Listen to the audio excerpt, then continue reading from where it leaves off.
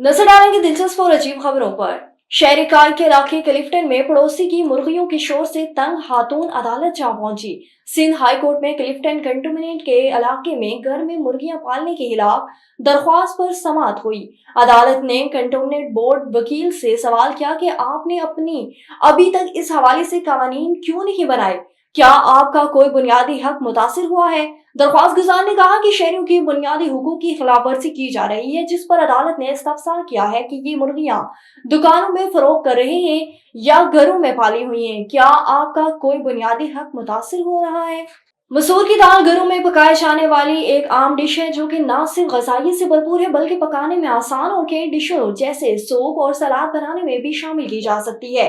इसकी वर्सटाइलिटी से अपनी गजा में शामिल किया करना आसान बनाती है, चनाचा इसकी सेहतमंदाना फवाइद से रोजाना लुत्फानंदोज होने को यकीनी बनाएं। अपनी गजाई मेन्यू में इसे हफ्ते में 2 बार शामिल करना इंसान की मजमूई सेहत को तकवीत बख्शता है। और कराची के इलाके डिफेंस फेज 6 में घरेलू मुलाजमा की जानिब से लूटमार का बड़ा वाकया पेश आ गया।